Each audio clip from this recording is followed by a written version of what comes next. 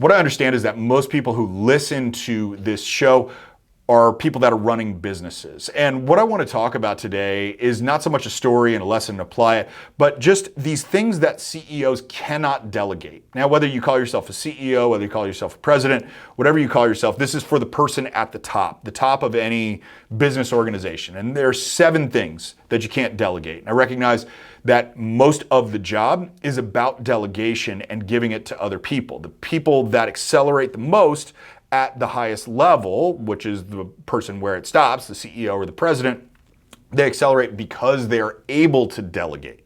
And delegation is a really hard thing for most people to accept because they feel like they need to do it themselves, or they feel guilty about having somebody else do it while they go play golf or whatever it is. But most of the time, delegation is the limiting factor when you're not willing to delegate to grow the size that you want to grow. But there are 7 things specifically that you cannot delegate when you are the CEO. So I'm going to go through them in order. I'll talk about them a little bit and then we'll move on. So the first thing that you can't delegate is clarity on point A and point B.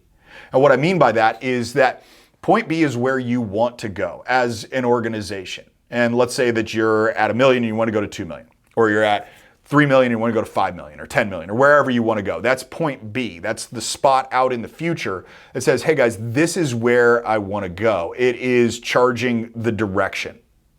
Some people are okay at this. They think about where they want to go, but they're not specific enough. They think about, well, we want to grow. And we go, okay, great. By how much? Because there's a very different strategy and very different tactics if you want to go from 5 to 10 million than if you want to go from 1 to 2 million. Way different. Or if you want to go from 1 to 2 versus 1 to 5, there's a difference in what you would do. And so there's got to be clarity around point B, not just we want to go someplace out there. That's a recipe for getting someplace that you don't want to be. Some people are okay at this. What I find that almost nobody does is clarity around point A. And point A is where you are right now, where the organization sits today relative to point B. We've got to figure out exactly what's true right now. And there's a big reason for figuring out exactly what that is, which is the second thing that you cannot delegate as the CEO. It's identifying the gap and the obstacles. So if you got clear on point A and point B, the idea with that is that you're going to identify this gap, a distance between where your organization sits today and where you want to go someplace out in the future. You've got to identify that distance. One is like from an organizational structure, what needs to happen in order to go from point A to point B and how long it's going to take to implement that. Sometimes you'll find that your point A and your point B are 10 years apart. Sometimes you'll find they're 10 weeks apart. Most of the time, we roll on 12-week cycles from point A to point B, and then there's one very long point A to point B. It's a process of breaking down to understand the simplicity of doing really hard things. That's probably a subject of another episode, but you've got to identify this gap. The second thing in that you need to identify is the obstacles. So what are the things that are currently in the way between point A and point B for you? This might be something around processes. This is something around lead gen. It might be around people. There's all of these different obstacles that you could be facing between point A and point B. It's your job to identify those. Now, you could get help from other people in the organization, but you can't simply delegate it and walk away from it. You've got to understand the gap and the obstacles between point A and point B. So there's our first 2 things. The third thing that needs to happen when you are the CEO, and you cannot delegate this, is design the plan and the vehicle. All right, so we've got clarity between point A and point B. We've identified the gap and the obstacles. Now it's designing the plan and the vehicle. And what this is the how. You've figured out the what, point A, point B, that's what. How are we going to get from point A to point B? And what is the vehicle that we are going to use to get it? Now, let's say that you're a small local business doing $500,000 a year and you want to go to $1 million in revenue. We could use a couple different vehicles to do that, because one could be acquire double the number of customers through advertising and marketing, and there's a number of different ways that we could go about doing that. Or what we could do is we could use the vehicle to say we're going to go purchase another company that's also doing $500,000, and we're going to do $1 million in revenue as a result of doing that. Maybe we'll do more because we can compile those customers, get some economies, and then push it out even further. Designing the plan is how it's going to go. The vehicle is what are you going to use in terms of your leverage in order to get there. This could be internal teams, this could be outsourced teams, it could be a number of different ways that you choose to go from one direction to the other direction. And so you've got to identify the plan or design the plan and figure out which vehicle that you're going to use. We've got 3 down here. Remember, this is 7 things that you cannot delegate when you are the top guy, when you're the CEO, top guy, top girl, CEO or president in the organization. 4th thing, allocation of resources. So you've identified point A and point B. We've got absolute clarity on that. It's not just some ambiguous spot out in the distance. It is the spot out in the distance. It's very clear on where we are today. We understand the gap. We've got the obstacles. We've got a plan. We figure out what vehicle that we're going to use. Now we've got to allocate the resources. And when you're allocating resources as the business owner, entrepreneur, CEO, president, whatever, there are 2 different types of resources really that you've got at your disposal. The first one is time. We've got a time resource at our disposal. Time is delivered through people. So you've got people on your team, and it is about the delivery of their time and what they're going to be using their time for. There's a number of things that are legacy tasks. You've got these. Everybody's got these. And so that's why I'm so certain that you have these things too. They're legacy tasks that were done, and maybe it was something that was set in place 5 years ago, 6 years ago, even 2 years ago, that no longer serves the same purpose in terms of the benefit that it provides, but for some reason you're still doing it. So you've got to take analysis of all the things that are going on for you and your team pretty consistently. Talk about every quarter, every 6 months, we've got to look at them. Because in the time resource that you've got to be able to allocate that appropriately so that your team can execute the plan inside the vehicle that you built to overcome the obstacles to cross the gap from point A to point B. That's how all of this works together. That's the time. The second is the money resource. So we've got the time resource and the money resource. That needs to be allocated. What are you willing to spend in order to cross the gap? There's always going to be an investment that needs to be made. Some of this is going to be cash outflow. Some of the investment, though, is actually going to be the retention of cash. There is an investment in retaining cash, and that investment could be in cutting programs that no longer serve the purposes of the business. Just about every business that I go into, there's 8 to 10% that they spend in their expenses that they don't need to. They're wants to have, not need to have. And so that's a different type of investment. The investment is now going to be in the reallocation of the time resources to drive up the cash. So those are our 2 different types of resources that we need to allocate. We need to allocate the time in terms of the throughput from our team. We need to allocate our resources in terms of what we're willing to spend financially or what we're willing to sacrifice to increase our capital so that we can successfully cross the gap. All right, guys, so that's 4. We're just about over halfway done with this. But there's more that's really important. That the last part of this is stuff that people don't want to pay attention to. Like the first things, those all make sense, right? Very easy to do. Well, not very easy to do, very easy to talk about, very easy to connect, very difficult to do. Just because it's simple doesn't mean that it's easy, which is why people like me get brought into companies to do this. The fifth thing is grading players.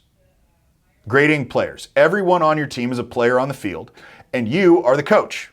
This is your executive teams. This is the teams below them. However it's structured, this is how it is. Everybody on your team inside of your company, your organization, is a player, and you are the CEO. That means that you've got to know who your best players are. Think about like the best coaches. Think about Bill Belichick. And he knew who the best players were. He knew the talents that he needed at what position, and he was willing to invest more in some positions than other positions because he knew that those would have the most impact. But for a majority of the time, all of Belichick's winning teams had just a few players that were at the very top of the investment scale in terms of their salary, but most of them were on the low side because he knew how to spot talent to fill gaps. Belichick was great at identifying the gap and identifying the obstacle and then filling the gap the most efficient way he could in terms of the allocation of resources. But we've got to grade our players.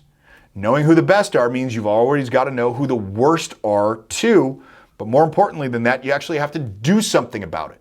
That's the hard thing because as business owners, it's like you're not a dick. You don't want to get somebody out because of the story that you tell yourself about, well, man, they're going to have to find a new job. I'm taking food off of their table. You have to know who the worst ones are. Now, either you can coach them up, which sometimes works. Sometimes you get somebody that really wants to. And that's the core difference between somebody that you need to get rid of and somebody that you need to coach up. Somebody that wants to get better. Like that's the person you need to coach up. If they can't perform, it says as much about you as a coach as it says about them as a player. There are some people, though, that simply don't want to. The job is just a job. It's no big deal. Those are the people that you need to get rid of. And nobody ever gets fired by the boss. They fire themselves by not doing what needed to be done in order for the company to drive their objectives. So you've got to challenge your people.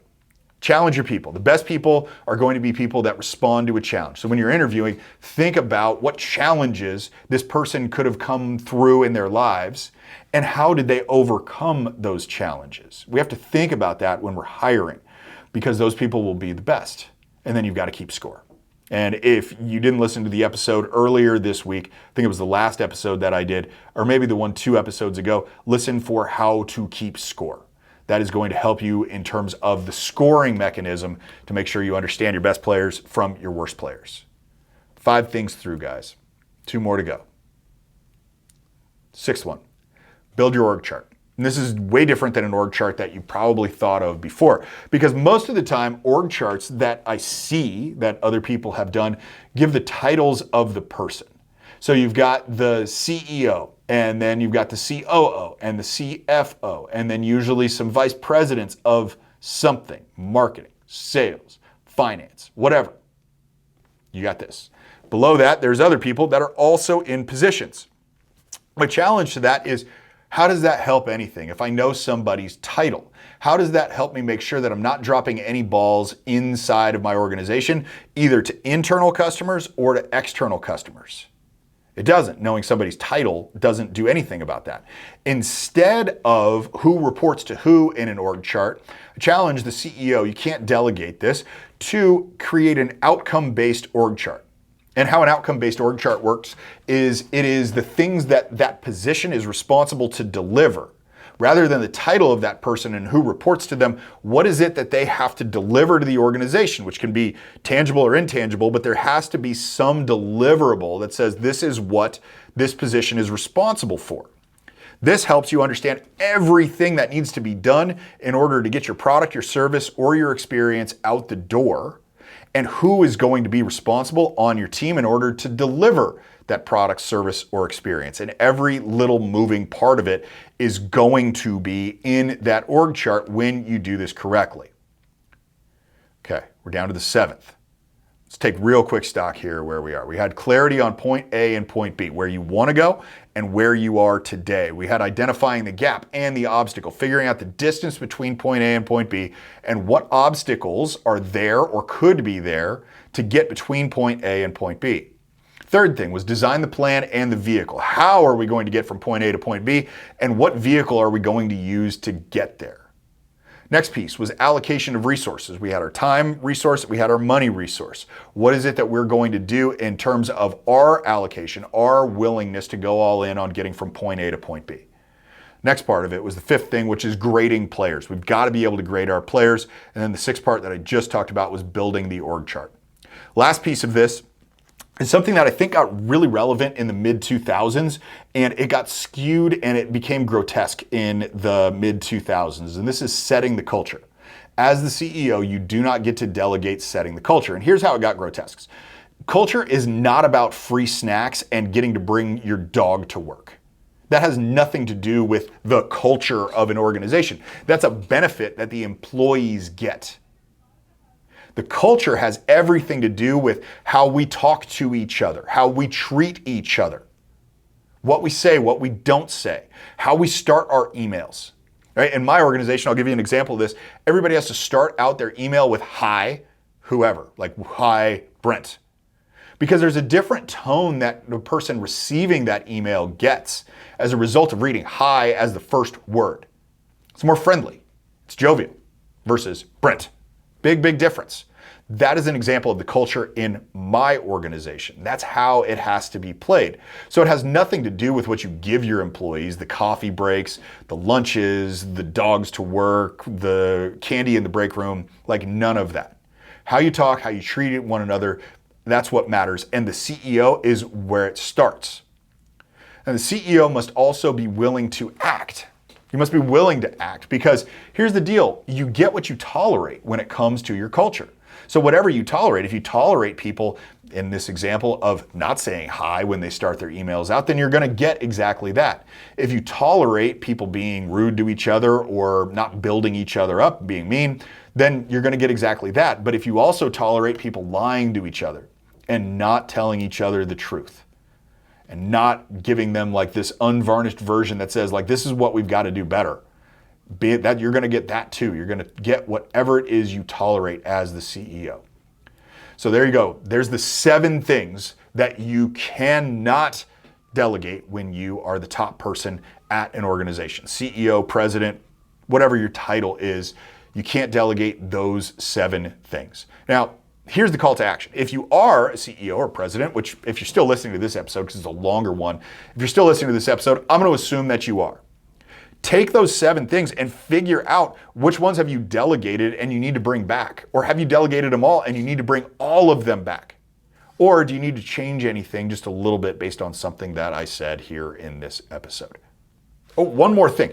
If you liked the video, if you liked what I just talked about here and it gave you some form of value, do me a massive favor and share this episode with somebody else that you think needs to hear this episode. This could be somebody that is either currently a CEO or a president or wants to be. Maybe they want to start their own thing. I wish I would have heard these 7 things so many years ago. It'd make a few $1 million difference in terms of my bottom line. I know that. And I want to make sure that whoever you know that needs to hear this message, hears this message. Thank you in advance for doing that.